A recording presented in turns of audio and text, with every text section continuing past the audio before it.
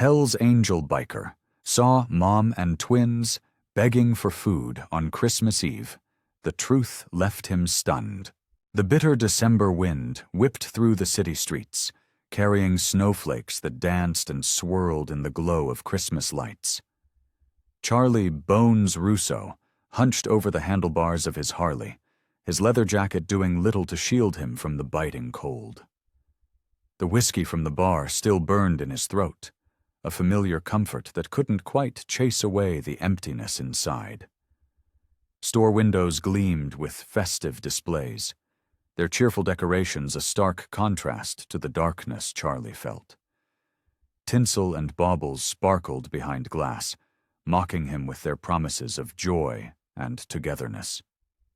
He couldn't remember the last time Christmas had meant anything more than another lonely night. His weathered hands, covered in faded tattoos, gripped the handlebars tighter as he navigated the slippery streets.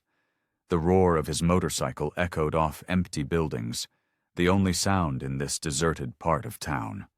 Most people were home now, gathered with their families around warm fires and decorated trees. But not Charlie. Never Charlie. Before you continue listening, please let me know where in the world are you watching from today. Now back to the story. The whiskey hadn't helped tonight. If anything, it had made the memories sharper, more painful. Faces from his past floated through his mind, people he'd let down, bridges he'd burned. The weight of years of regret pressed down on his broad shoulders, heavier than the snow collecting there. At a red light, Charlie closed his eyes for a moment, feeling the engine rumble beneath him. When he opened them again, something caught his attention through the swirling snow. At first it was just shapes in the darkness, shadows against the brick wall of an old department store. But as his eyes adjusted, the shapes became people. A woman sat on the cold sidewalk, her back pressed against the wall. She couldn't have been more than 35, but exhaustion had carved deep lines into her face. Two small figures huddled against her sides. Little girls, identical twins by the look of them. They shared the same delicate features, the same frightened eyes that seemed too old for such young faces. The sight hit Charlie like a physical blow. The girls couldn't have been more than 4 years old, their small bodies wrapped in thin blankets that offered little protection against the brutal cold. Their cheeks were streaked with tears and grime, and they clung to each other as if afraid the wind might tear them apart. The woman held out a paper cup with trembling hands. A piece of cardboard lay beside her, its message written in careful letters. "Please help. Christmas with my girls, but no home." The words seemed to float in Charlie's vision, stirring something deep inside him, something he thought had died years ago. He watched as one of the twins buried her face in her mother's side, while the other stared straight ahead with empty eyes. Their small shoulders shook with cold, and Charlie could see their breath forming tiny clouds in the freezing air. Something cracked inside his chest, a wall he'd built long ago beginning to crumble. The familiar numbness that had been his constant companion for so many years started to fade, replaced by an unfamiliar ache. His hand moved almost of its own accord, reaching for the window control. The electric window hummed as it lowered, letting in a blast of icy air that carried snowflakes into the cabin. Charlie leaned towards the opening, his gruff voice ready to break the silence of the snowy night. Charlie eased his motorcycle to the curb, the engine's rumble fading to silence. Snow crunched beneath his heavy boots as he approached the huddled family. The little girls pressed closer to their mother, their eyes wide with uncertainty. "Evening, ma'am," Charlie said, keeping his voice gentle despite his rough appearance. "I couldn't help but notice you folks out here in the cold. Could I maybe buy you all something to eat?" The woman's eyes filled with tears, but she held herself straight, protective arms around her daughters. That's very kind of you," Her voice trembled slightly. "I'm Sarah, and these are my girls, Jenna and Lily." The twins watched him with matching blue eyes, their small faces nearly identical except for a tiny freckle under Jenna's right eye. Charlie noticed how they shivered despite their mother's attempts to shield them from the wind. "There's a diner just around the corner," Charlie said, gesturing down the street. "Open all night, warm inside too." Sarah hesitated, then nodded slowly. "Thank you. We haven't eaten since morning." She helped her daughters stand, their legs stiff from sitting in the cold. Inside the brightly lit diner, Charlie watched as Sarah helped the girls into a booth.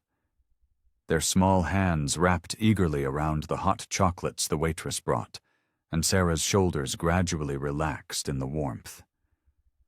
"We had a life before this," Sarah said quietly, her eyes fixed on her daughters. "A home, a good life. My husband—" Her voice caught. "He died last year. Car accident. Everything fell apart after that." Charlie nodded, saying nothing, letting her talk. "We managed for a while on savings, but grief, it does things to you. I couldn't focus at work. Lost my job. Then the rent—" She shook her head. "We've been on the streets for 2 months now." The waitress brought plates of hot food, and the twins began eating with careful, measured bites, as if afraid the food might disappear. Sarah watched them with a mixture of love and heartache. "You know," she said suddenly, looking at Charlie more closely, "you remind me of someone. My husband, he used to be part of a biker gang years ago, before he turned his life around." She reached into her coat and pulled out a worn photograph. "He kept this picture." Charlie's heart stumbled as she placed the photo on the table. There he was, younger and smiling, arm thrown around a man he hadn't thought about in years. Sammy. "Sammy Evans," Sarah said softly. "He talked about you sometimes, Charlie. Said you were the best friend he ever had back then. After rehab, he tried to find you. Wanted to reconnect?" Charlie stared at the photograph, his throat tight. Sammy's face looked back at him, frozen in time, full of life and hope. The same hope he'd seen in Sammy's eyes the last time they'd spoken, when Sammy had told him about going to rehab. Charlie had laughed it off then, told him he was weak. Now, looking at Sammy's family, he realized who had really been the weak one. "He wanted you to be part of his new life," Sarah continued. "He never gave up hoping you'd find your way back." Charlie's hands trembled as he stared at the photograph. The diner's fluorescent lights seemed too bright now, the Christmas music playing softly in the background too cheerful for the heavy weight settling in his chest. He tried to find me?" Charlie's voice came out rough, barely above a whisper. Sarah nodded, watching as Lily carefully ate her French fries one by one. "For months, actually. He'd hear rumors about where you might be, but by the time he got there, you'd moved on." She wrapped her hands around her coffee cup, seeking its warmth. "He wanted to show you that change was possible, that there was a different life waiting." Charlie remembered the last time he'd seen Sammy. It had been outside a run-down bar on the edge of town. Sammy had been clean for 2 weeks, talking about rehab and starting fresh. Charlie had laughed in his face, called him soft. "You're gonna end up dead in a ditch somewhere," Charlie had told him that night. "That's what happens to guys who can't handle this life." But Sammy had proved him wrong. So terribly wrong. The waitress returned with more coffee, and Charlie watched as Sarah helped Jenna cut her pancakes into smaller pieces.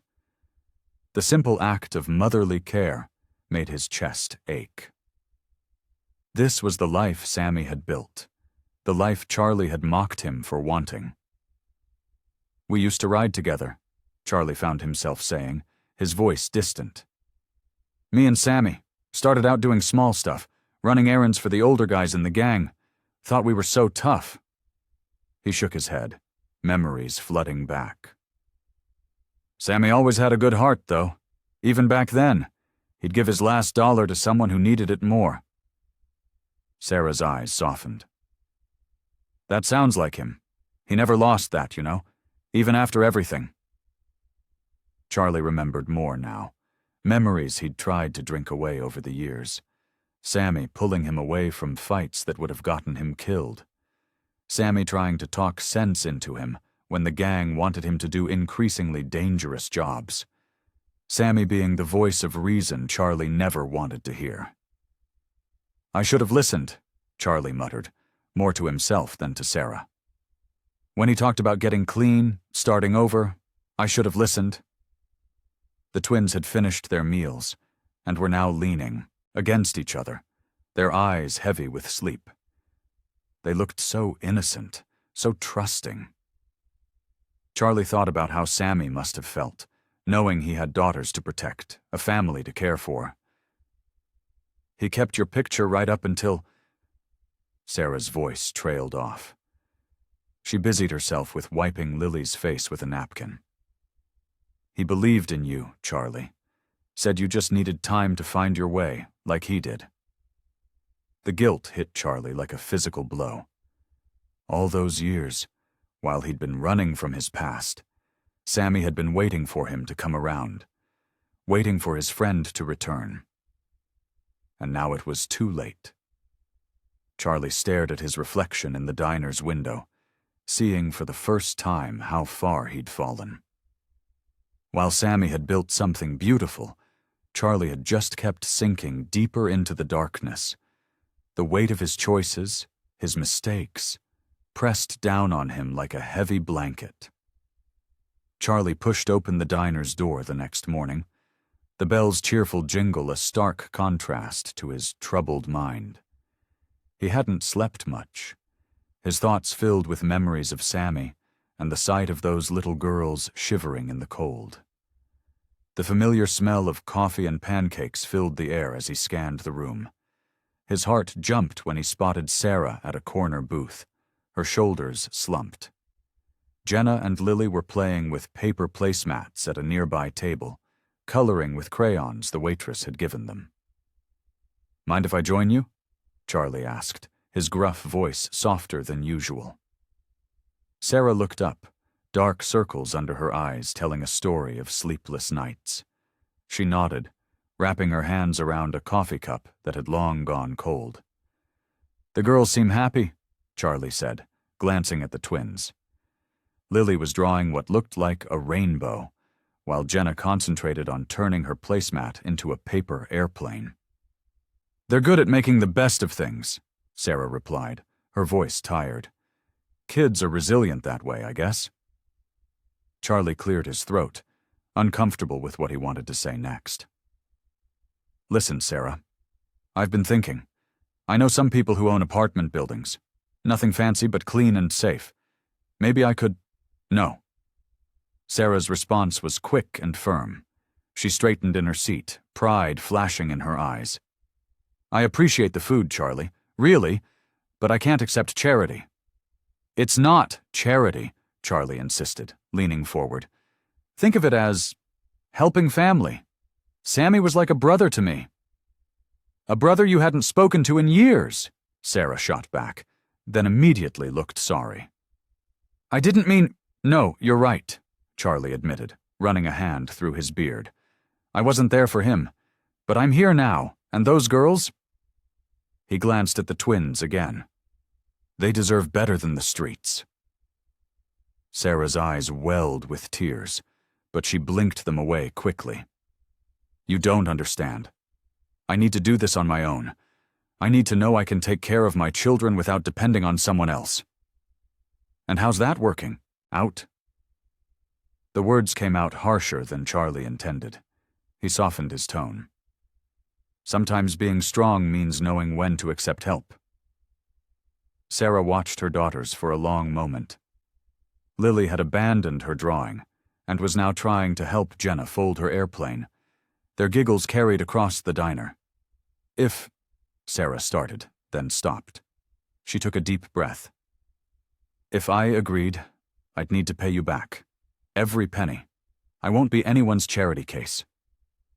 Charlie nodded slowly. Whatever you want, we can work something out. I mean it, Charlie. I need to do this my way. Okay, he agreed, though frustration bubbled inside him. Why couldn't she see he was just trying to help? Your way. But at least let me make some calls. Sarah hesitated, then gave a small nod. I should get the girls ready for the day. She stood up, gathering her worn jacket. Thank you, Charlie, for trying. Charlie watched her collect the twins, their small hands finding hers automatically. As they walked out into the cold morning, he wondered if he was doing the right thing. Maybe he was just making everything more complicated. But the image of those girls sleeping on the street wouldn't leave his mind. He had to try, even if Sarah's pride made it harder than it needed to be. Charlie's motorcycle rumbled to a stop outside the shelter, his arms laden with grocery bags. The December wind cut through his leather jacket, but he barely noticed the cold anymore. This had become his routine over the past week, showing up with supplies, checking on the family that had unexpectedly entered his life. Inside, the shelter's fluorescent lights cast harsh shadows across the worn linoleum floor. The place smelled of industrial cleaner and too many people living in close quarters. Charlie spotted Sarah and the twins at their usual corner, where they'd managed to create a small semblance of home with the few belongings they had left. Look who's here, Sarah called out to the girls, her voice friendly but still guarded. Lily's face lit up at the sight of Charlie. She scrambled to her feet and ran toward him, her small arms wrapping around his leg. Charlie felt his throat tighten. He still wasn't used to such open affection. Hey there, kiddo, he said, his gruff voice softening. Got something for you and your sister? He reached into one of the bags and pulled out 2 small stuffed animals, a rabbit for Lily and a bear for Jenna. Jenna approached more cautiously, but her eyes sparkled at the sight of the bear. She took it carefully, as if afraid it might disappear. What do we say? Sarah prompted. Thank you, the girls chorused, Lily squeezing her rabbit tight while Jenna stroked her bear's fur. Charlie set the groceries down near Sarah. There's some fresh fruit in there and sandwich stuff. Figure the shelter food gets old after a while. Sarah nodded, her pride warring with gratitude. You don't have to keep doing this, Charlie. I know, he replied simply, watching as Lily tugged at his jacket, wanting to show him her latest crayon drawing. He let the little girl lead him to their corner, where drawings covered the wall, bright splashes of color against the institutional beige. Lily pointed to each one, explaining the stories behind them with the earnest enthusiasm only a 4-year-old could muster. Charlie settled onto the bench near their space, amazed at how these small moments had become the highlight of his days. Jenna eventually joined them, holding up her bear to participate in the conversation. The girls chattered away, sharing their simple dreams of having a house with a backyard and a puppy. Sarah busied herself organizing the groceries, keeping her distance but watching the interaction with a mixture of concern and something softer. Maybe hope. Charlie caught her eye occasionally, noting how she seemed torn between wanting to trust him and fearing to do so. As he watched the twins play with their new toys, Charlie felt something shift inside him. The hard edges of his life, the countless nights in bars, the lonely rides, the weight of his past mistakes, seemed to soften around these 2 little girls. Lily's trust in him, shown in the way she constantly sought his attention, and Jenna's gradual warming to his presence, touched something he thought had died long ago. He pulled out his phone while the girls were distracted with their toys, beginning to search for job listings and affordable housing in the area. The screen glowed with possibilities, entry-level positions that might suit Sarah's skills, apartment complexes that offered reasonable rates. He made mental notes, knowing he'd have to approach the subject carefully with Sarah, respecting her need for independence while still trying to help. The girls' laughter echoed through the shelter as they acted out a story with their new toys, and Charlie felt a profound sense of peace settle over him. For the first time in years, he knew exactly where he needed to be. The winter sun had barely risen when Charlie pulled up outside Mickey's auto shop. The familiar smell of motor oil and cigarette smoke brought back memories of his younger days, when he'd spent countless hours here with his old crew. Now, the worn brick building represented something different, a chance to help Sarah and her girls. Mickey, a heavy-set man with grease-stained hands and salt-and-pepper hair, emerged from behind a beaten-up Chevy. "Well, look who it is, Bones himself." "Been a while, Mick," Charlie said, accepting the man's firm handshake.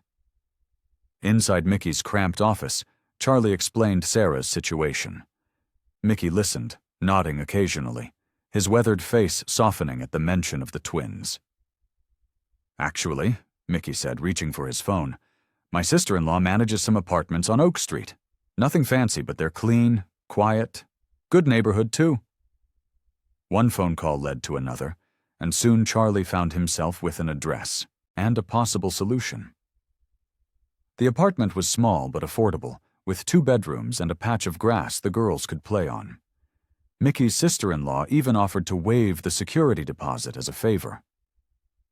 Charlie's heart raced as he guided his motorcycle through the city streets toward the shelter. The possibility of helping Sarah and the girls find stability made him feel lighter than he had in years. He rehearsed how he'd present the news, trying to find words that wouldn't wound Sarah's pride. Inside the shelter, he found Sarah helping the twins with a puzzle. Lily's face lit up when she saw him, but he noticed the dark circles under Sarah's eyes, the slight tremor in her hands as she arranged the puzzle pieces. "Sarah," he said, settling onto the bench beside them, "got some news I want to share with you." She looked up, curiosity mixed with caution in her expression. The twins continued playing, oblivious to the tension in their mother's shoulders. "I talked to some old friends," Charlie began carefully. "Found a place that might work for you and the girls. It's not much, but it's clean, safe, 2 bedrooms, small kitchen. There's even a little yard." Sarah's eyes widened, hope flickering across her face for just a moment. Then, like a switch being flipped, her expression hardened. "You went looking for an apartment for us?" Her voice was quiet but sharp. "Just making some calls," Charlie said, trying to keep his tone light. "The rent's reasonable, and—" "No." Sarah stood up abruptly, her hands clenched at her sides. "I can't accept that." "Sarah, please." "I don't need handouts from strangers," she cut in. "I don't need you solving my problems." Charlie felt like he'd been punched in the gut. "This isn't charity. It's just..." "Just what?" Sarah's voice cracked slightly. "Just a man I barely know trying to sweep in and fix everything. I can take care of my own children." The twins had stopped playing, watching their mother with worried expressions. Lily clutched her puzzle piece tightly, looking between Charlie and Sarah with confused eyes. "I'm not trying to—" Charlie started, but Sarah shook her head. "Thank you for the thought," she said firmly. "But no. We'll figure this out on our own." Charlie sat there, stunned and hurt, watching as Sarah turned away to comfort her daughters. The hope he'd carried into the shelter crumbled, leaving him with a familiar emptiness and no idea what to do next. Charlie's motorcycle roared through the empty streets, but the engine's rumble couldn't drown out the hurt and frustration churning inside him. Sarah's words echoed in his mind. "I don't need handouts from strangers." The rejection stung worse than he'd expected. He pulled into his usual spot outside his apartment building, a run-down complex that matched his mood. Inside, he paced the worn carpet, running his hands through his graying beard. The Christmas lights from neighboring windows cast shadows on his wall, a reminder of the holiday, spirit he couldn't seem to capture. For 3 days, Charlie stayed away from the shelter. He threw himself into work at the garage, trying to forget the disappointment in Sarah's eyes. But every time he closed his own, he saw Lily's face, her small hands clutching that puzzle piece. The image haunted him. On the 4th day, he rode past the shelter, keeping his distance. Sarah was outside with the twins, collecting coins in their paper cup. The temperature had dropped even lower, and he could see Jenna and Lily huddled together, sharing a thin blanket. Sarah's face looked more drawn than ever, her shoulders hunched against the cold. The sight made his chest tighten. He watched as person after person walked past them, barely glancing their way. A few dropped coins in their cup, but most just hurried by, lost in their own holiday preparations. More days passed. Charlie kept his distance but couldn't stop thinking about them. He noticed Sarah looking more exhausted each time he drove by. The girls' clothes seemed thinner, their faces paler. The holiday decorations around the city only highlighted their desperate situation. Christmas morning arrived with fresh snow. Charlie woke early, his mind made up. He'd spent the previous day preparing, buying a full turkey dinner with all the trimmings from the best diner in town, picking up small gifts for the twins, and even finding a warm coat for Sarah. The packages filled the back seat of his borrowed truck. "This has to work," he muttered to himself as he drove through the quiet streets. The city was still sleeping, wrapped in its Christmas morning peace. Steam rose from the hot food containers as he carried them toward the shelter's entrance. But something felt wrong. The usual morning bustle was missing. No voices drifted from inside, no sound of children playing. Charlie's steps slowed as he approached the door. Inside, the shelter was quiet. Too quiet. He made his way to Sarah's usual spot, but her few belongings were gone. The worn blankets they used were missing, the small area they'd called home now empty. "Sarah?" he called out, his voice echoing in the space. A few other residents looked up, but no one answered. "The woman with the twins?" he asked an elderly man nearby. "Have you seen them?" The man shrugged. "Left last night. Didn't say where they were going?" Charlie's hands trembled as he set down the food containers. The gifts suddenly felt heavy in his arms.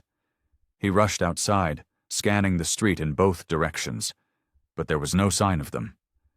The panic rose in his chest like a tide. "Sarah!" he shouted into the empty street. The snow muffled his voice, and only silence answered. They were gone, and he had no idea where to look for them. The winter wind whipped around Charlie as he hurried down the slushy sidewalks. His boots left heavy tracks in the fresh snow as he moved from one storefront to another, his leather jacket doing little to keep out the biting cold. "Please," he said to a woman sweeping the steps of her shop. "Have you seen a woman with twin girls? They're about 4 years old." His voice cracked with desperation.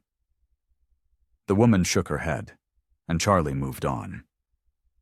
He checked the bus station, the park where the girls liked to play, and even the diner where he'd first bought them a meal.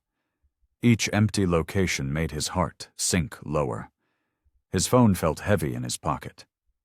He had Sarah's number. She'd given it to him reluctantly weeks ago. But every call went straight to voicemail. The cheerful holiday music drifting from nearby stores felt like a cruel joke. After 3 hours of searching, Charlie's legs ached from walking. His fingers were numb from the cold, but he couldn't stop. He found himself back near the shelter, where an elderly shopkeeper was arranging Christmas displays in his window. "The woman and her girls?" the man said when Charlie asked. "Yeah, I saw them early this morning. Poor things were waiting at the bus stop before dawn." He pointed down the street. The woman looked determined, carrying everything they owned in 2 bags. Heard her tell the girls they were going somewhere new. Charlie's stomach twisted. Did you hear where they were headed? The shopkeeper shook his head. She bought some snacks for the road, said something about starting fresh. That's all I know. Charlie thanked him and walked back to his motorcycle. The snow was falling harder now, covering the city in a thick white blanket. He stood there, letting the cold seep into his bones, feeling as lost as the snowflakes swirling around him. The Christmas lights blurred through his vision as he blinked back unexpected tears. He'd failed them, failed Sammy, just like he'd failed at everything else in his life. Hours passed as Charlie rode through the city streets. The sun set, but he kept driving, watching families through lit windows celebrating Christmas together. Each happy scene was a reminder of what Sarah and the girls wouldn't have this year. His mind raced with possibilities. Maybe he should have pushed harder to help them. Maybe he should have been more patient with Sarah's pride. Or maybe he should have stayed away completely, let them figure things out on their own like Sarah wanted. The gas gauge on his bike dipped low, forcing him to stop at a station.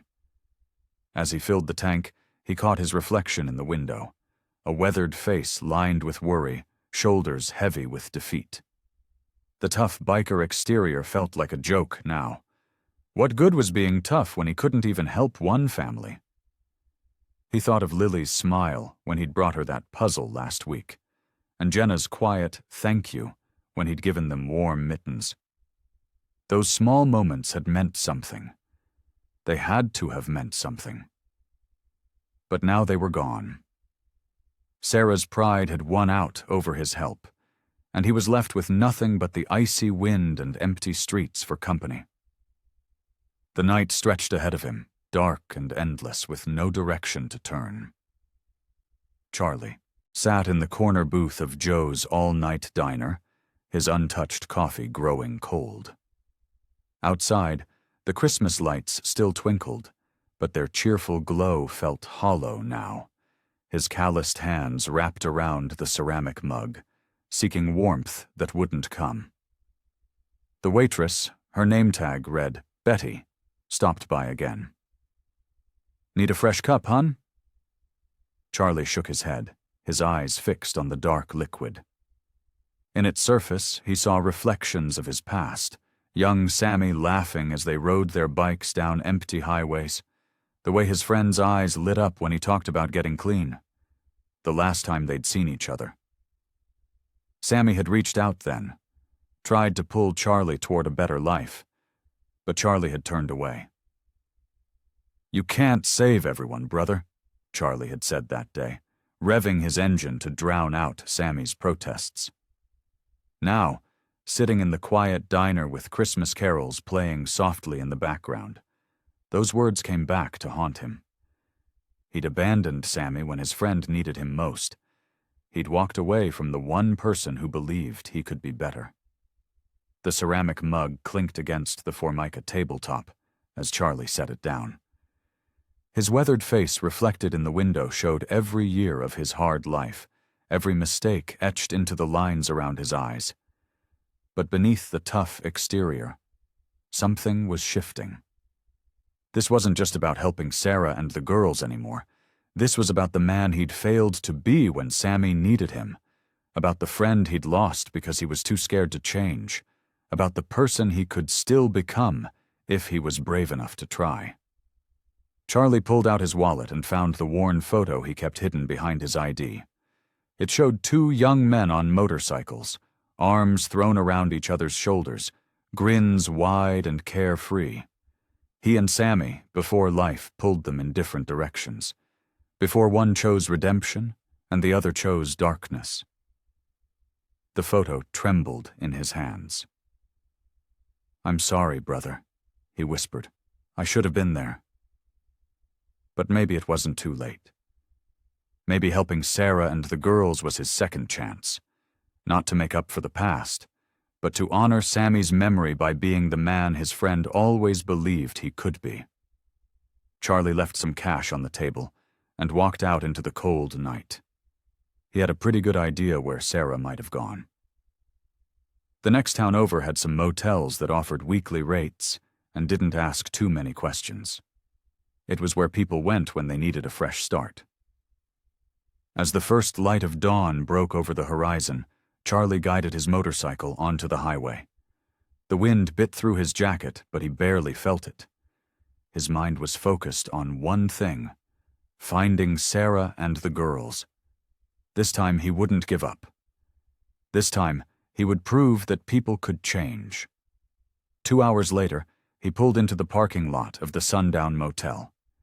The neon vacancy sign buzzed overhead, and there, through the office window, he saw her. Sarah stood at the front desk, the twins sleeping in chairs nearby. When she looked up and saw him, her eyes widened with surprise and something else, a flicker of emotion Charlie couldn't quite read. Sarah sat across from Charlie in the motel's small coffee shop, her hands wrapped tightly around a styrofoam cup.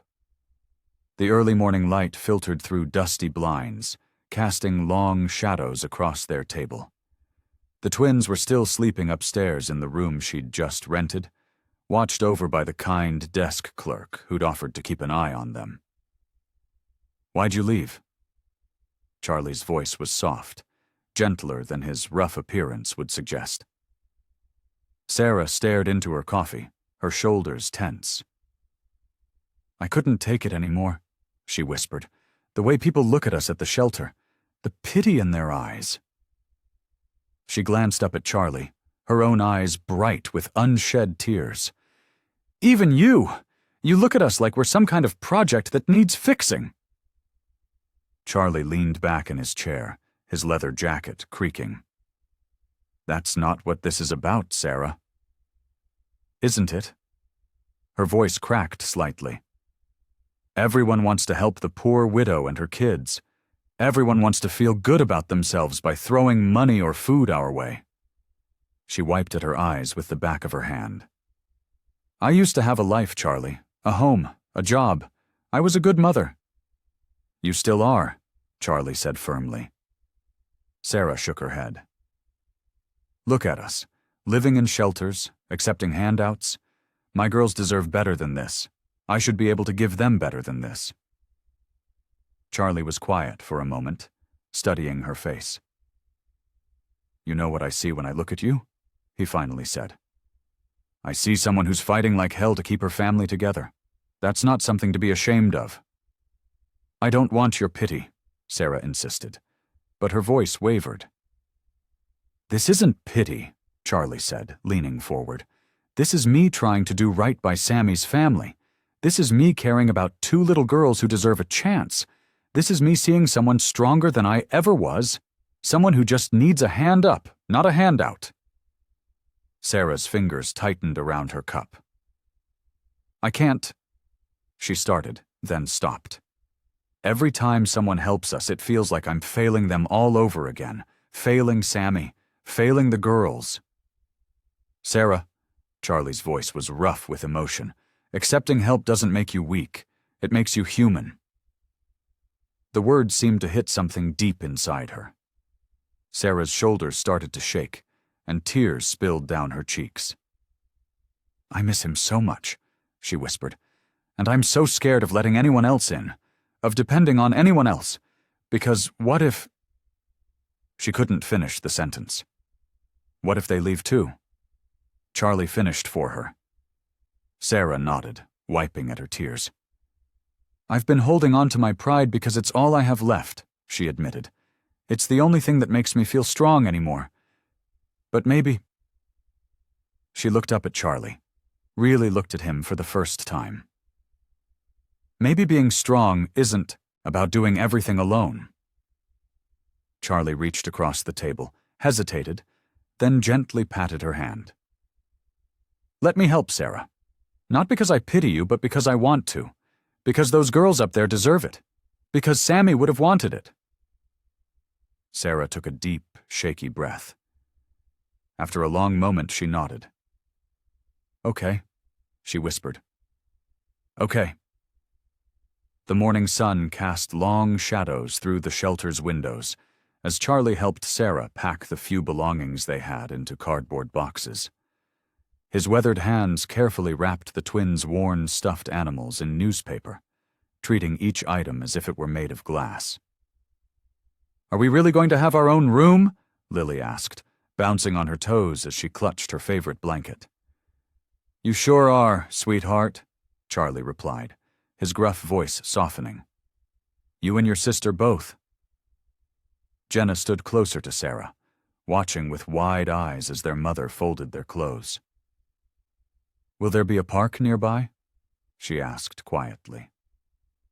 Sarah smiled, reaching out to smooth her daughter's hair. "Yes, honey. And a playground, too." Charlie felt something shift in his chest as he watched them. For years, he'd lived with the weight of his past mistakes, but now, helping this small family felt right. It felt like purpose. The moving company arrived right on schedule, a favor called in from one of Charlie's old contacts. The movers worked quickly, treating Sarah and the girls with respect. Charlie noticed how Sarah's shoulders relaxed slightly when she realized no one was judging them. "You doing okay?"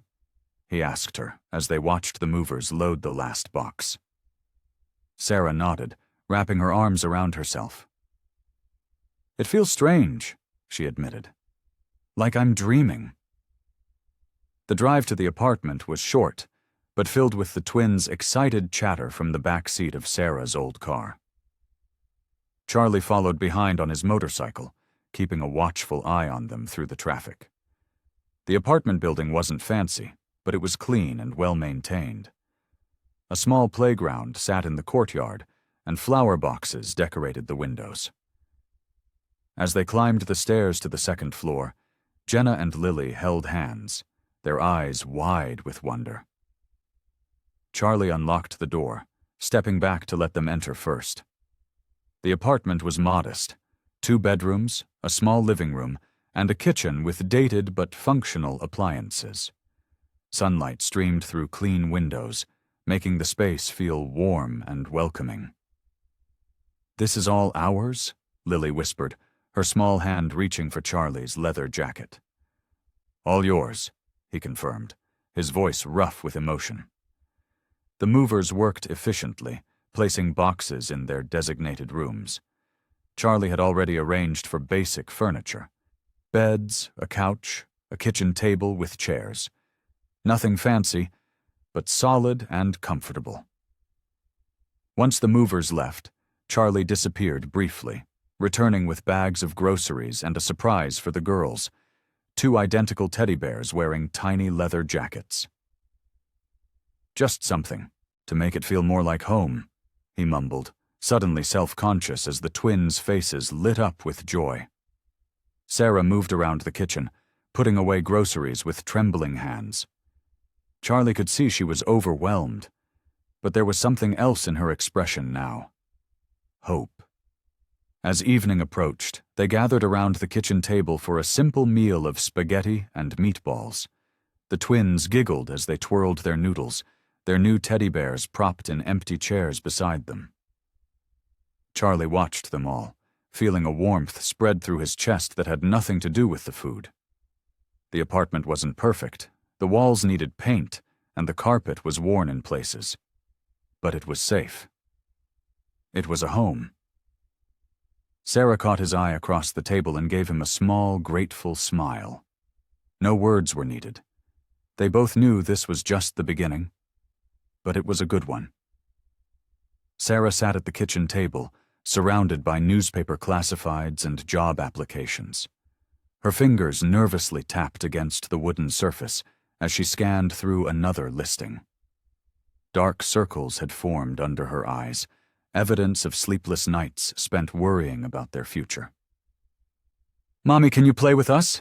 Jenna asked, holding up a worn deck of cards they'd found in one of the moving boxes.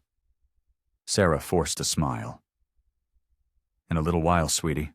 Mommy needs to finish these first." Charlie watched from the doorway, his broad shoulders filling the frame. He'd been coming by every day, helping where he could, but he could see the toll the situation was taking on Sarah. "The girls are settled," he said, moving into the kitchen. "Maybe you should take a break." Sarah shook her head, her hands trembling slightly as she filled out another application. "I can't. The rent's only paid for 3 months. After that?" Her voice trailed off, thick with worry. Charlie pulled out a chair and sat down beside her. "Sarah, look at me." She reluctantly raised her eyes to meet his. "You don't have to figure everything out today," he said, his gruff voice gentler than usual. "One step at a time, remember?" "But what if—" Sarah's voice cracked. "What if I can't do this? What if I'm not strong enough?" In the living room, the twins played quietly with their teddy bears, oblivious to their mother's distress. The sound of their innocent laughter drifted into the kitchen. "You're already stronger than most people I know," Charlie said, "and you're not alone anymore." Sarah wiped at her eyes with the back of her hand. I want to do right by them. They deserve so much better than this." Charlie reached into his leather jacket and pulled out a few business cards. "I talked to some people I know. There's a warehouse looking for office help, and a friend's sister runs a daycare center that needs staff." Hope flickered across Sarah's face as she took the cards. Her hands steadied slightly as she read through them. Over the next few days, Charlie helped Sarah prepare for interviews. He watched her practice answers in front of the mirror, her confidence growing with each attempt. The warehouse job seemed promising. They'd called her back twice. But then came the phone call. Sarah's face fell as she listened to the voice on the other end. Charlie, who'd been helping the twins with a puzzle, knew immediately from her expression what had happened. Sarah's voice wavered as she hung up the phone. "They gave it to someone with more experience." The twins looked up from their puzzle, sensing their mother's distress. Charlie quickly distracted them with another piece to place. Sarah sank into the couch, her shoulders slumping. "I really thought... they seemed so positive about it." Her voice was barely above a whisper. "I'm failing them all over again." Charlie watched as she buried her face in her hands, her body shaking with silent sobs. The weight of her disappointment filled the room, making the small apartment feel even smaller. Charlie sat down next to Sarah on the worn couch, careful to give her space while still being close enough to offer comfort. The twins had dozed off in the corner of the living room, their puzzle pieces scattered around them like fallen leaves. "Remember where you were just a few weeks ago?" Charlie's voice was low and steady. "Look at this place now." Sarah lifted her head, her eyes red from crying. She glanced around the small apartment, at the crayon drawings taped to the fridge, the stack of library books on the coffee table, and the girls' favorite blanket draped over the armchair. "The girls have their own beds now," Charlie continued. "They're warm. Safe." He paused, letting his words sink in. "And they've got their mother back, really back, not just surviving day to day anymore." Sarah wiped her eyes with the sleeve of her sweater. "I know," she whispered. "It's just, I wanted that job so badly. I thought finally—" "There will be other jobs," Charlie said, his weathered face softening. "You're not failing anyone. Look at how happy the girls are." As if on cue, Lily stirred in her sleep, clutching her teddy bear tighter. Sarah watched her daughters sleeping peacefully, their faces free from the worry that had marked them during their time on the streets. "I was wrong about you, Charlie," Sarah said after a long moment. "When you first tried to help us, I was so stubborn, so determined to do everything on my own." She met his eyes.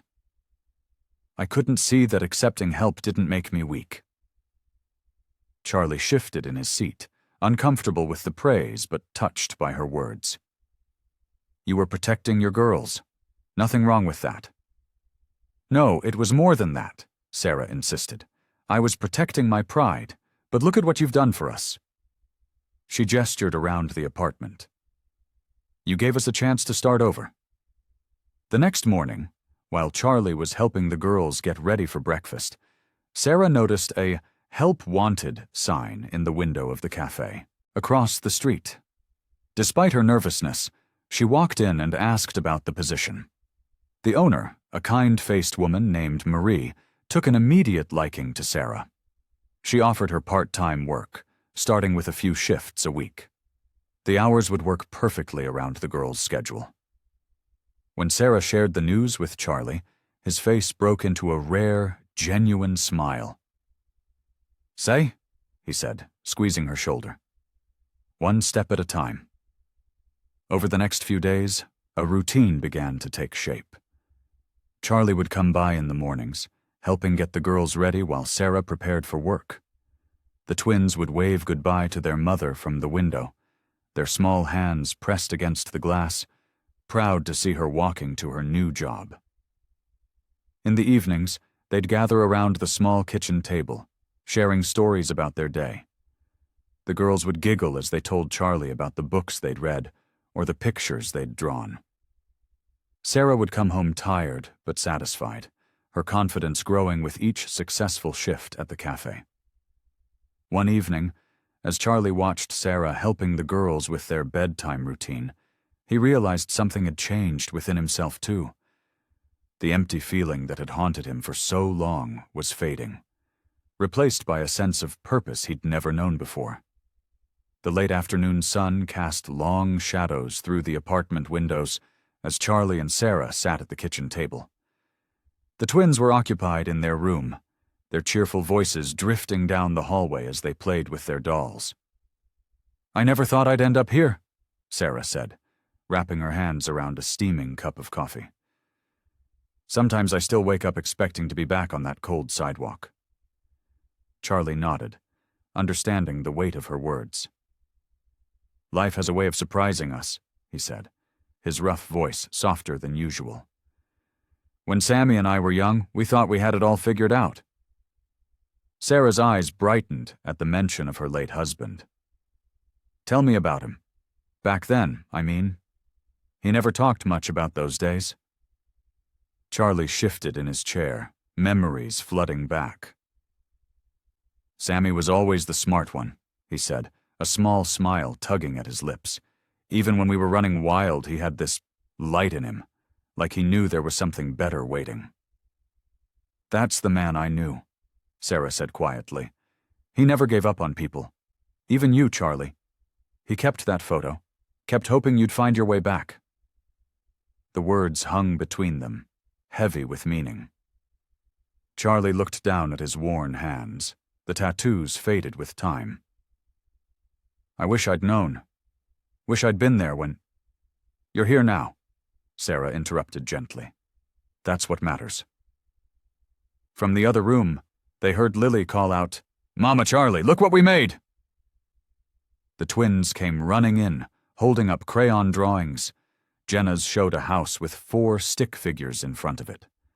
Charlie's heart caught when he realized one of those figures was him, complete with a scraggly beard and leather jacket. It's beautiful, Sarah said, pulling her daughters close. Why don't we put these on the fridge? As they arranged the artwork, Charlie watched the 3 of them together. Sarah's strength showed in every gentle movement, every patient word with her girls. She'd been through hell, but hadn't let it dim her spirit. You know what? Charlie said suddenly. It's too nice to stay inside. How about we head to the park? The girls' eyes lit up, and even Sarah looked excited at the prospect. They hadn't been to the park since moving into the apartment, too busy getting settled, too focused on survival to think about simple pleasures. The park was only a few blocks away, its green expanse a welcome sight after the concrete of their neighborhood. Jenna and Lily ran straight for the swings, their laughter carrying across the playground. Higher, Charlie, Lily called as he pushed her swing. I want to touch the sky. Sarah sat on a nearby bench, watching her daughters play.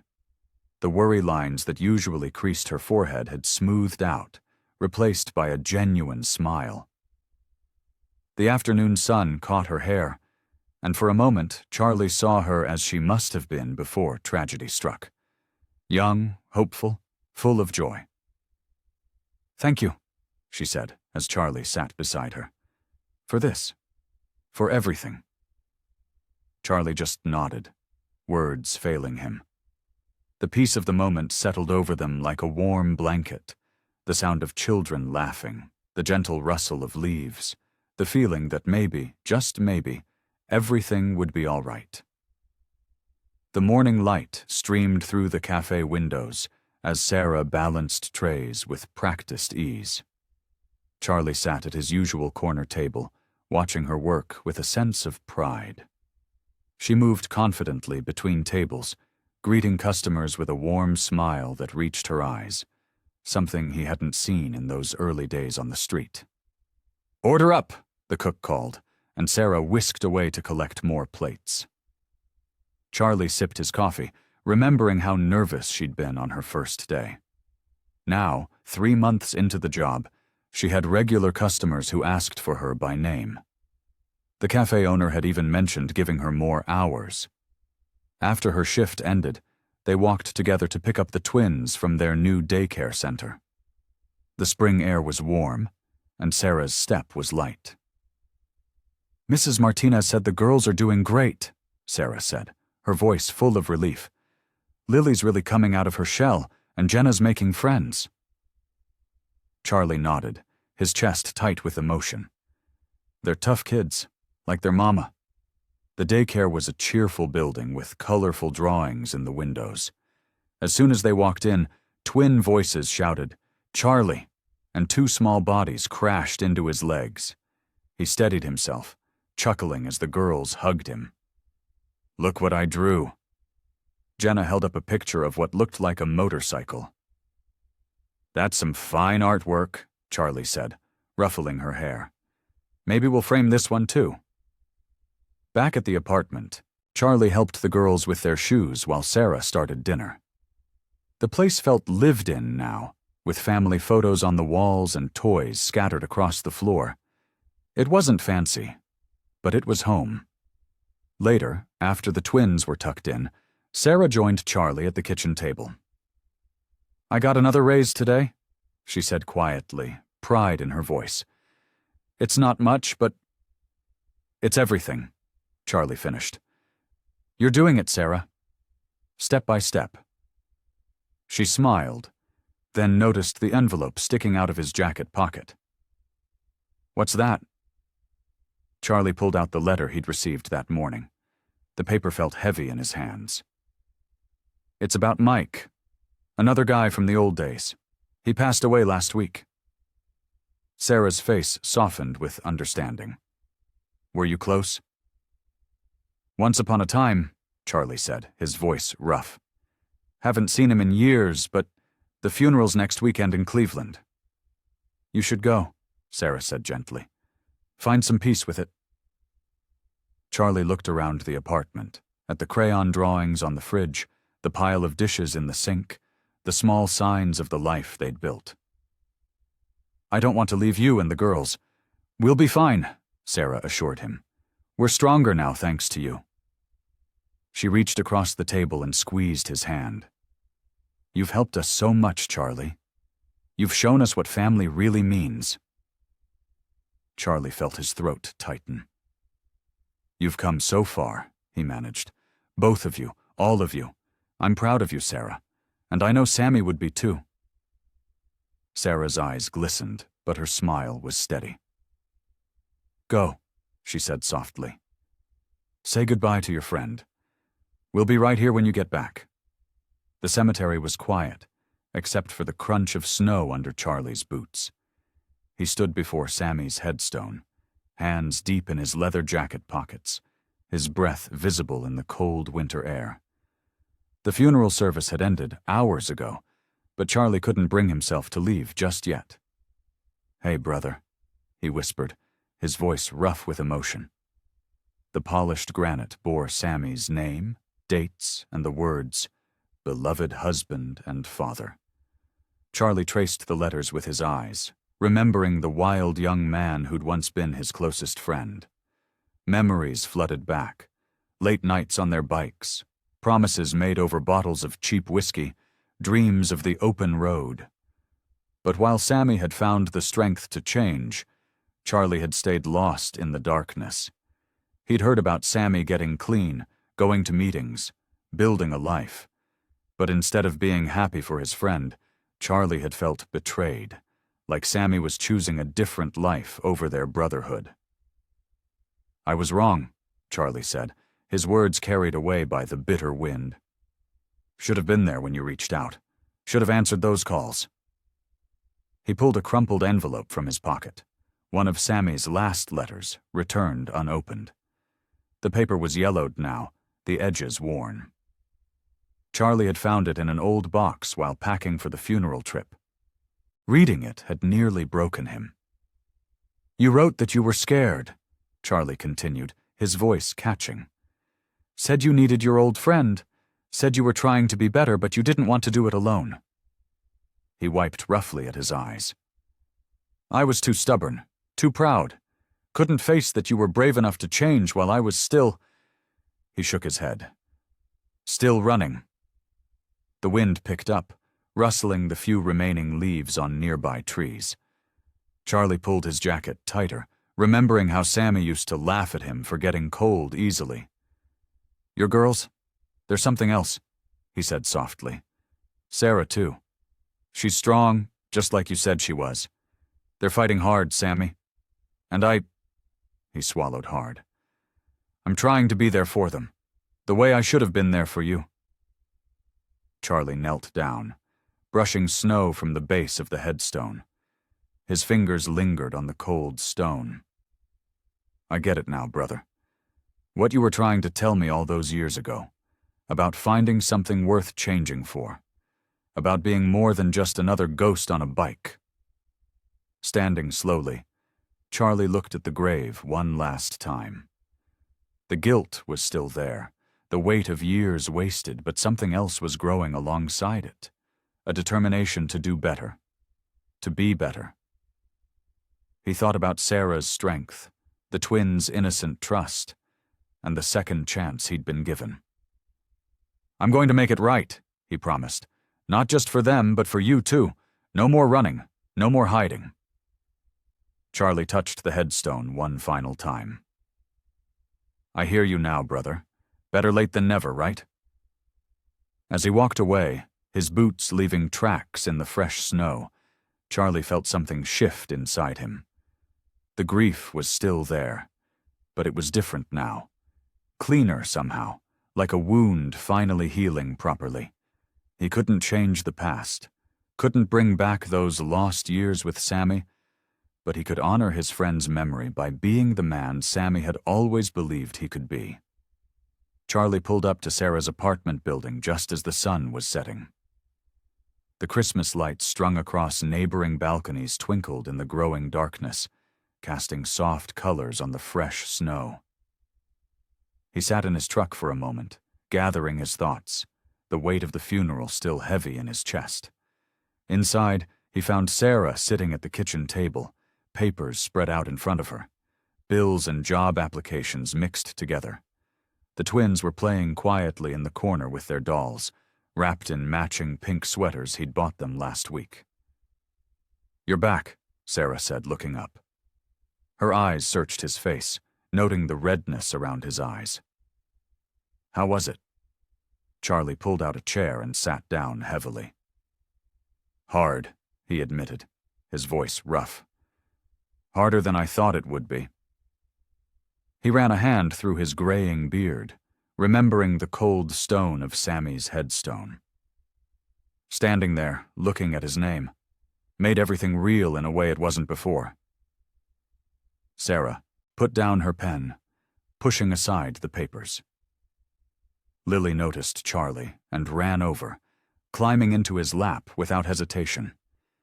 He wrapped an arm around her automatically, the simple trust of the child still amazing him after all these months. I kept thinking about all the times he tried to reach out, Charlie continued, absently stroking Lily's hair. All those letters I never opened, calls I never returned. I was so caught up in my own anger, my own pride. He trailed off, watching as Jenna joined them at the table, dragging her stuffed bear behind her. Sarah's hands trembled slightly as she folded them on the table. He talked about you, you know, even after... She swallowed hard. Even after you stopped responding. He never gave up hope that you'd come around someday. I was a fool, Charlie said quietly. But standing there today, I finally felt like I could let go of some of that guilt. Not all of it. Don't think I'll ever be completely free of that. But enough to breathe better, you know? Sarah nodded, her eyes filling with tears. I haven't been to his grave since the funeral, she whispered. I couldn't face it. Feels like admitting it's real. Maybe it's time, Charlie said gently. Not because you have to, but because sometimes facing the hard things helps us move forward. He looked down at the twins, now both leaning against him. Sammy would want that for you. For all of you. Sarah wiped her eyes, watching her daughters snuggle closer to Charlie. I've been so focused on surviving, on keeping the girls safe and fed, that I haven't really dealt with losing him. It felt easier to just keep moving. I know, Charlie said. But you don't have to do it alone. Not anymore. Sarah reached across the table and squeezed his free hand. Thank you, she said softly. For everything. For being here. For helping us. She took a deep breath, straightening her shoulders. Maybe we could visit him together? When I'm ready? Charlie nodded, feeling something warm and healing settle in his chest. Whenever you're ready, we'll go together. For the first time since he'd known her, Sarah's smile reached her eyes. I think I'd like that, she said. I think it's time to start healing. For real this time. The winter sun cast long shadows through the preschool windows as Charlie helped Sarah bundle up the twins in their new coats. Jenna fussed with her mittens while Lily clung to Sarah's leg, both girls uncertain about this new chapter in their lives. Remember what we talked about? Sarah knelt down, adjusting Jenna's scarf. You're going to make new friends and learn so many exciting things. Charlie watched from nearby, his heart heavy with a mix of pride and concern.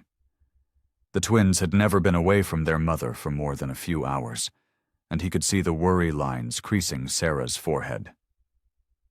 I don't want to go, Lily whispered, her grip on Sarah's leg tightening. Charlie stepped forward, kneeling beside them. Hey, kiddo, he said softly. Remember that brave princess we read about last night? The one who went on an adventure? Lily nodded slowly. Well, this is your adventure. And just like the princess, you've got people who love you waiting for you when you get back. Sarah shot him a grateful look as Lily's grip loosened slightly. The teacher, Ms. Thompson, approached with a warm smile, and after a few more tearful goodbyes, the twins joined their classmates. Later that afternoon, Charlie found Sarah in the break room at Wilson's Grocery, where she'd started working full-time. Her green store apron was wrinkled, and dark circles shadowed her eyes. She was staring into a cup of coffee like it held all the answers she needed. Rough day? He asked, pulling up a chair. I missed their first snack time, she said, her voice thick. The teacher said they kept asking for me, and I couldn't be there because I was restocking shelves. She pushed the coffee away. What kind of mother am I? The kind who's working hard to give her girls a better life, Charlie replied firmly. Sarah, look at me. He waited until she met his eyes. 3 months ago, you were living in a shelter. Now you've got a home, a job, and the girls are getting an education. Sarah's shoulders slumped. But what if it's not enough? What if I'm not enough? Her voice cracked. I see other mothers picking up their kids right after school, making organic snacks, organizing playdates. I can barely keep up with laundry and making sure they eat something other than mac and cheese. Charlie leaned forward, his weathered face serious. Those other mothers, they're not raising twins on their own after losing everything. You're doing something much harder, and you're doing it with more grace than anyone I've ever known. Tears spilled down Sarah's cheeks. I want them to have everything. To be happy and normal and not feel different because their mom works all the time and can't afford fancy things. Those girls don't need fancy things, Charlie said gently. They need exactly what they have, a mother who loves them enough to work this hard. And they're not alone. They've got you and... He hesitated, then continued. They've got me too. We'll figure this out together. Sarah wiped her eyes with the back of her hand. I'm so tired of being strong all the time, she admitted. Sometimes I just want to break down and cry. Then cry, Charlie said simply. You don't have to be strong every minute. That's why I'm here. Sarah looked at him for a long moment, then nodded slowly. Together, she repeated, managing a small smile. I think I like the sound of that. Sarah sat at her small kitchen table, staring at the crisp white envelope in her trembling hands. The return address belonged to a law firm she didn't recognize. Charlie leaned against the counter nearby, his presence steady and reassuring as she carefully opened the letter. The twins played with their dolls in the living room, their sweet giggles filling the apartment. Sarah's eyes scanned the formal letterhead, and her breath caught in her throat. The words blurred together at first, but then certain phrases jumped out. Life insurance policy, Mr. Samuel Evans, and most shockingly, sum of $50,000. I don't understand, Sarah whispered, her voice shaking. Sammy never mentioned any life insurance. She looked up at Charlie, her eyes wide with disbelief. How could I not have known about this? Charlie moved closer, his expression gentle. Sometimes people set these things up and forget to mention them. Sammy was always thinking ahead, wasn't he?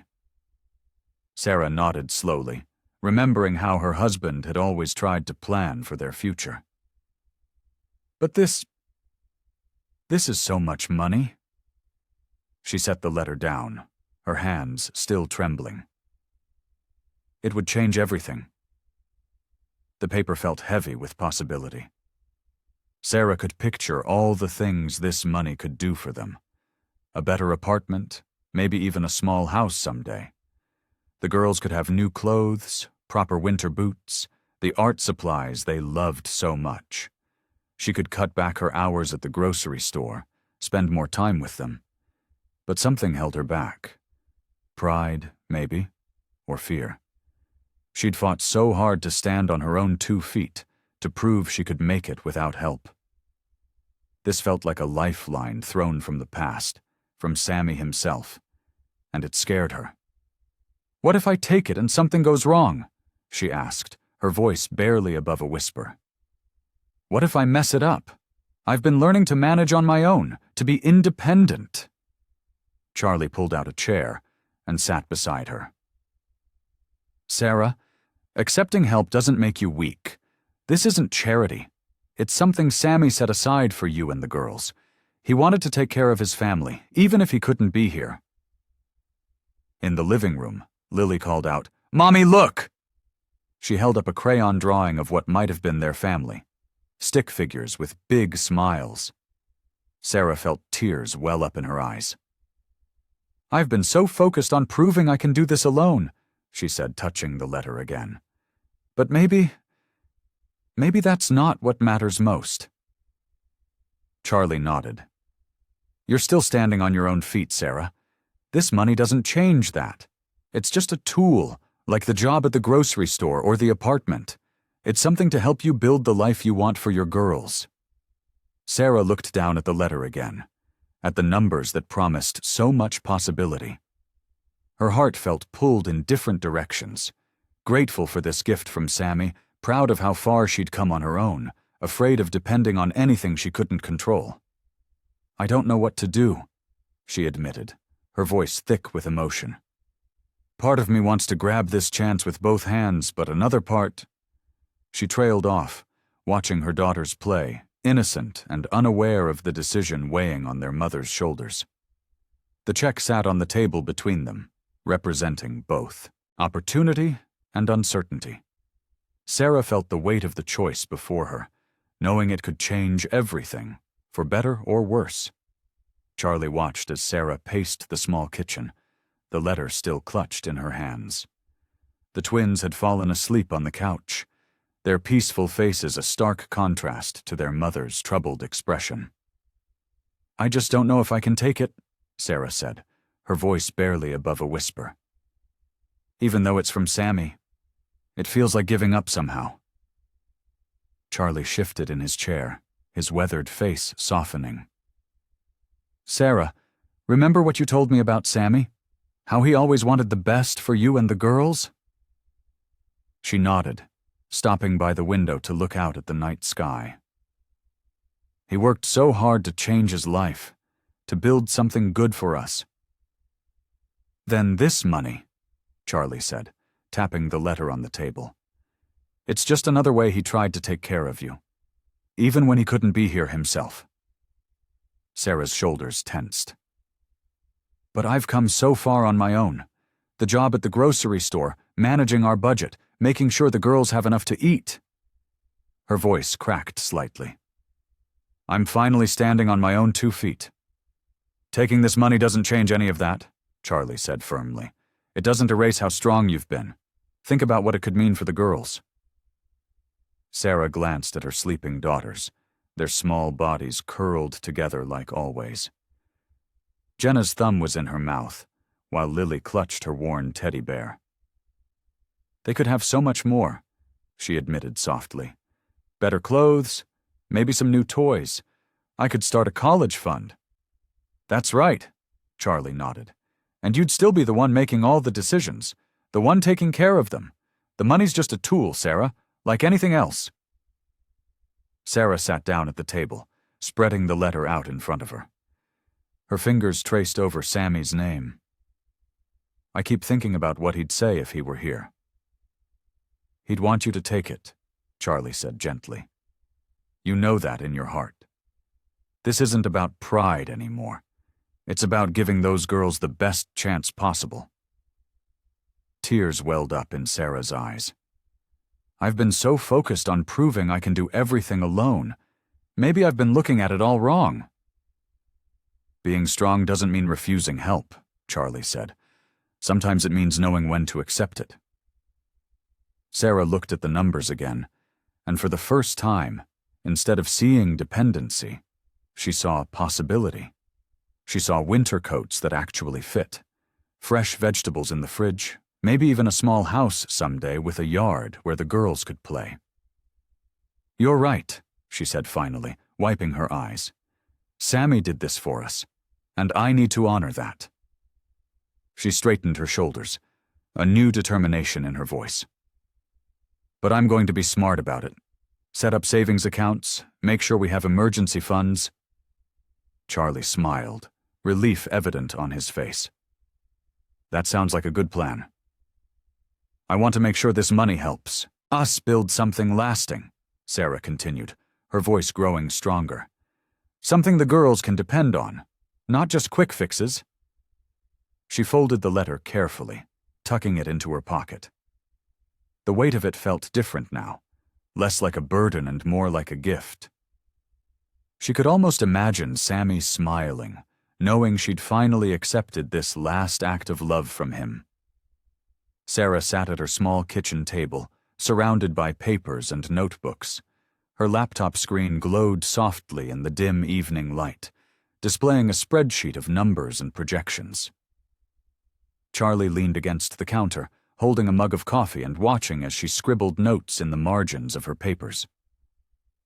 "I've always wanted to open a little bakery," she said, looking up at him. Her eyes sparkled with excitement, but uncertainty crept into her voice. I used to bake with my grandmother when I was young. She taught me everything she knew. Charlie nodded encouragingly. You're good at it too. Those cookies you made for the girls' preschool bake sale disappeared in minutes. Sarah smiled at the memory, but then shook her head. It's such a big step. What if I fail? The girls need stability, not their mother chasing pipe dreams. Hey now, Charlie said, pulling up a chair next to her. His leather jacket creaked as he sat down. Remember what we talked about? Being strong means taking chances sometimes. Sarah glanced at her financial papers again. The insurance money had given them breathing room, but starting a business was different. I know nothing about running a business, Charlie. Baking is one thing, but taxes, licenses, employee management? So learn, Charlie said simply. You're smart, Sarah. Smarter than most people I know. And you've got something else too. Determination. Sarah twisted her pen between her fingers, considering his words. There's a community college nearby. They offer business management courses. See, that's thinking smart, Charlie said, his gruff voice softening with pride. Start with learning what you need to know. Sarah pulled up the college's website on her laptop. The course listings seemed less intimidating now that she was looking at them with purpose rather than fear. The evening classes would work with my schedule at the grocery store, and my manager already said she'd be flexible with my hours. Charlie watched as she began making lists, required courses, costs, schedules. Her handwriting grew more confident with each line. I could start small, she continued, energy building in her voice. Maybe begin with custom orders from home while I'm learning. Build up a customer base before thinking about a storefront. That's the spirit, Charlie said. He pointed to one of her notebooks. And you've already got some recipes that people love. Sarah opened another document on her laptop and started typing. I'll need to research health department requirements for home-based food businesses and figure out proper pricing. She paused, looking up at Charlie. Am I crazy for even thinking about this? Charlie shook his head firmly. No. You're brave for thinking about it. There's a difference. Sarah reached for the business course brochure she'd picked up earlier that week. The pages were already dog-eared from frequent reading. The next session starts in 2 weeks, she said. Basic Business Management 101. Sign up, Charlie encouraged. You've got nothing to lose by learning. Sarah took a deep breath and clicked on the registration link. As she filled out the form, her hands were steady. For the first time in a long while, she wasn't just surviving. She was planning for a future she actually wanted. She hit the submit button and sat back, a mix of terror and excitement flooding through her. I did it, she whispered. I actually did it. Charlie squeezed her shoulder gently. You sure did. And this is just the beginning. The aroma of roasting chicken and fresh herbs filled the small apartment kitchen. Sarah wiped her hands on her apron, checking the timer on the oven. Through the glass door, she could see the golden brown skin of the chicken, surrounded by perfectly roasted potatoes. Is it time yet? Lily bounced on her toes, clutching a handful of forks. Almost, sweetheart, Sarah smiled, adjusting the girl's slightly crooked pigtail. Why don't you and Jenna finish setting the table? The twins scurried to the dining table, carefully placing forks and knives beside the mismatched plates they'd chosen. Jenna stood on her tiptoes to arrange a small bouquet of daisies they'd picked from the park earlier that day. Charlie's coming, right? Jenna asked, her small face creased with worry. He'll be here, Sarah assured her, checking her watch. As if on cue, there was a knock at the door. Charlie stood in the hallway, looking slightly uncomfortable in a clean flannel shirt, his silver-streaked beard neatly trimmed. He held a white bakery box in his weathered hands. I brought dessert, he said gruffly, but his eyes softened as the twins rushed to hug his legs. "Uncle Charlie!" they squealed in unison. The title had started appearing naturally in their conversations, and neither Sarah nor Charlie had corrected it. The dinner table looked different from the countless meals they'd shared before. There were cloth napkins instead of paper ones, and Sarah had pulled out her mother's old candlesticks. The flames flickered, casting a warm glow over their faces as they passed dishes around. "Try the green beans," Sarah urged, watching Charlie pile food onto his plate. "I found my grandmother's recipe." Charlie took a bite and nodded appreciatively. "These are good," he said, then smiled as both girls immediately reached for the bowl of green beans, trusting his judgment.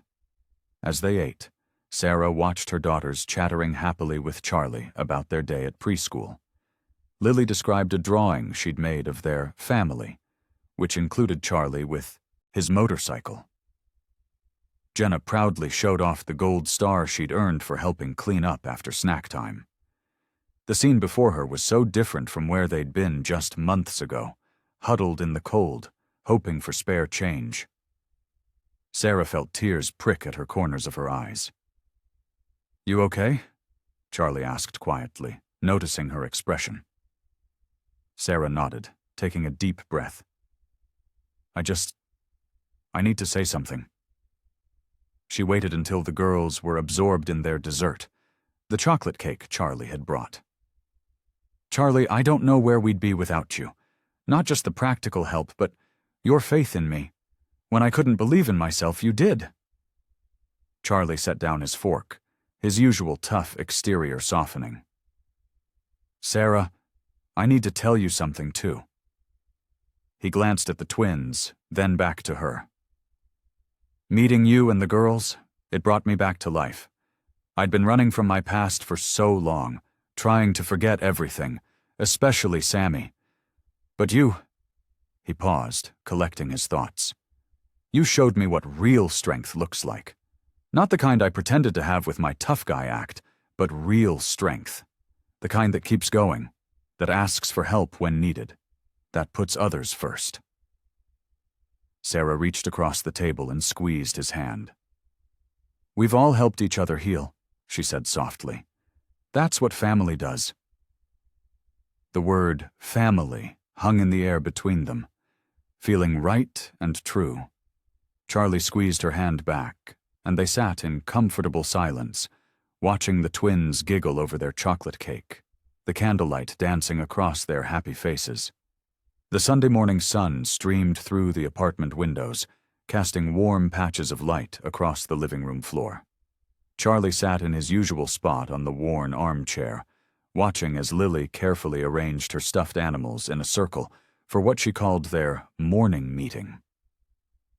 Jenna lay on her stomach nearby, coloring in a book with intense concentration, her tongue poking out between her teeth.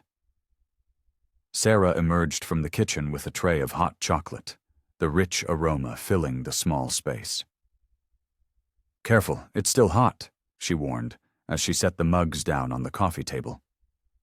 The twins abandoned their activities, drawn by the sweet smell and the tiny marshmallows floating on top. "Slow sips," Charlie reminded them, hiding his smile behind his own mug as they carefully picked up their drinks with both hands. The quiet contentment of the moment struck Sarah. Just months ago, she'd been drowning in grief and worry, unable to see past the next meal or the next night's shelter. Now, watching her daughters enjoy their hot chocolate, seeing Charlie's protective presence, she felt the heavy cloud of the past beginning to lift.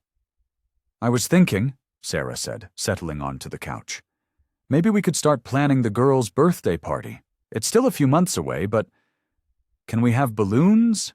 Jenna asked, marshmallow foam dotting her upper lip. "And cake?" Lily added, hopefully. Charlie leaned forward in his chair. "What kind of cake were you thinking?" "Chocolate!" both girls exclaimed in unison, causing the adults to laugh.